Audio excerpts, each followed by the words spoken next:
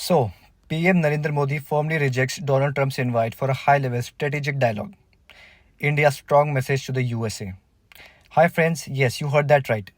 Prime Minister Narendra Modi has straight up rejected an invite from US President Donald Trump for a high level strategic meeting in the US. Now, this wasn't just some casual talk or some Zoom call or an informal chat. This was supposed to be a big diplomatic event, a platform to discuss defense, Indo-Pacific strategy, and the future of US India ties. But Indian government said, well, no thanks. This move took many by surprise. After all, India and the US have been strengthening ties for years. So why the sudden refusal? Well, let's dive deeper. India delivers a strong diplomatic message to Washington: engagement, not interference. So this wasn't just a usual diplomatic response, it was a statement. A message straight from the South Bloc to Capitol Hill, saying, we're happy to engage, but on our own terms, not yours. The line or the phrase engagement, not interference here becomes the heart of India's response. It basically means, well, we are ready to talk, we are ready to cooperate, but we don't want lectures, conditions, or any unwanted mediation. India's foreign policy is now guided by confidence, and that confidence shines through in how this rejection was handled, firm but respectful at the same time. Trump's latest controversial claim in 2025 that he stopped the war between India and Pakistan after the Pakistan terror attack in Pahalgam. Now, here's where things really start to heat up. Just days before the invite, Donald Trump made a bold claim. He said that he personally stopped the war between India and Pakistan recently in 2025 after the brutal terror attack that happened in Pahalgam, Kashmir. According to Trump, he stepped in, worked the phones, called in the governments of both sides, calmed everyone's nerves, and saved the day. But in India, this statement was seen as not just false but also disrespectful. Because here's the truth: India handled that situation on its own. The Indian Air Force, Navy, Army were all on high alert. The government took strategic steps, and no one, especially not Trump, played any peacemaker behind the scenes. For India, this claim was deeply frustrating, as if their leadership was not capable enough to handle the situation and respond to Pak aggression. Echoes of the 2019 Kashmir mediation lie. If you have been following India US relations closely, Trump's latest remarks brought back some unpleasant memories. Back in 2019, during a press conference with Pakistan's Prime Minister Imran Khan, Trump had claimed that Modi had asked him to mediate on the Kashmir issue. Well, India immediately denied it. The MEA or the Ministry of External Affairs, the Parliament, or even the opposition leaders spoke out, saying that no Indian Prime Minister would ever make such a request. It was a massive diplomatic blunder. Fast forward to 2025, and here we are again. Trump making huge claims, India having to clean up the narrative afterwards. Invite being seen as politically charged and not diplomatic. Let's be honest, the timing of Trump's invite was a bit convenient for him. He is trying to stage a political comeback and build momentum for the next US elections. And what better way to look presidential than to showcase a big meeting with the world's largest democracy? But India wasn't buying it. In fact, Indian diplomats saw the invite as more about politics than policy. It felt like a stunt, and Modi's government didn't want to be part of any American election drama, especially not after being misquoted or misrepresented on the world stage. Next, let's discuss about America's anti-China bloc pressure. So there's another angle to this too. For years now, the US, under leadership of both Trump and Biden, has tried to position India as a counterweight to China in the Indo-Pacific region. And while India does see China as a strategic competitor, it doesn't want to be anyone's pawn. The invite seemed like another attempt to pull India firmly into an anti-China alliance. But India said no. India prefers issue-based cooperation, not any permanent groups or blocs. So whether it's Quad or BRICS or any other global group, India decides where it stands, based on its own interests and not any pressures from the West. Now let's come to tariff and trade frictions. So let's not forget the trade drama. During his presidency, Trump had removed India from the Generalized System of Preferences or the GSP, cutting off billions in duty-free exports.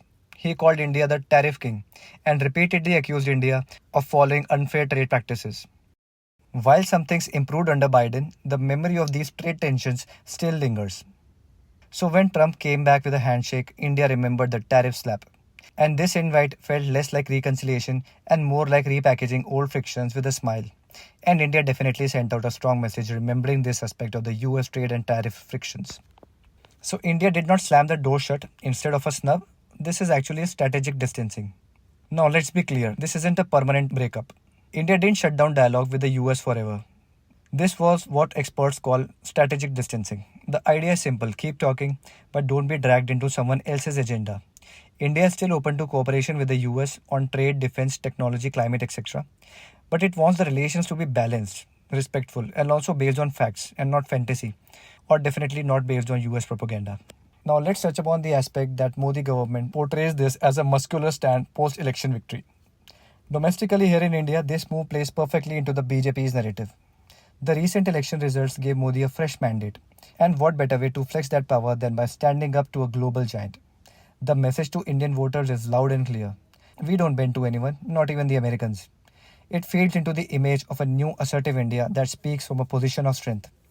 And in a world where perception is everything, that image matters a lot, and PM Modi understands it pretty well. So, Russia, France, and other global south appreciate India's balanced and independent voice. Interestingly, India's rejection of Trump's invite didn't isolate it. In fact, it won quite admiration from the other global players. Russia has always respected India's non alignment policy. France too supports India's push for strategic autonomy. And across the global south, many nations see India as a role model, a country that can say no to pressure and still be respected. In a world divided between superpower groups and blocs, India's middle path is looking more attractive than ever. So, this move may temporarily slow down the US India defense cooperation and strategic talks. Of course, every bold move comes with a cost. This decision may temporarily affect defense deals and other tech collaborations between India and the US. Joint exercises may be postponed for some time. Strategic dialogues could be slowed down as well, but India seems ready to accept that. Why? Because maintaining sovereignty and dignity in foreign policy is more valuable than any other short term deal. Remember, India is playing the long term game over here. New Delhi or the Indian government rejects Trump's invite not out of hostility but out of calibrated caution. So let's make no mistake, India isn't angry. This isn't a tantrum. It's measured, mature diplomacy. A decision made with caution, not emotion. By rejecting the invite, India isn't closing the door, like I said. It's simply saying, let's reset the expectations. Let's build the trust first. So, this is how responsible powers behave, right? They draw lines very calmly, not with rage, but with resolve. If it weren't for me, India and Pakistan would be at war right now. This quote right here, it might be the biggest reason for India's refusal. Trump actually said, if it weren't for me, India and Pakistan would be at war right now. Yeah, let that sink in. A foreign leader claiming that he prevented a war between two nuclear nations and taking credit for India's restraint. That didn't go down well. India has its own diplomatic and military frameworks. It didn't need or ask for any outside intervention. Trump's quote felt more like a dismissal of India's sovereignty and strategic maturity. And India wasn't having it, of course. So for decades, India had listened. Now, India answers back, loud and clear. So that brings us to the big picture. For years, India had played the polite partner. It listened, nodded, and often stayed silent. But today's India is very different. It speaks, it stands, and when needed, it says no. The rejection of Trump's invite is a part of a larger transformation. India isn't just reacting to global events anymore, it's shaping them. It's no longer a junior partner, it's a global player with its own voice. So, all in all, friends, Modi's rejection wasn't personal, it was political. It wasn't loud or aggressive, but it was very assertive and powerful. And as the world watches, one thing is pretty clear India is done being told what to do. The era of polite diplomacy is over. This is India answering back loud and clear. Thanks so much for watching, and I'll see you in the next one.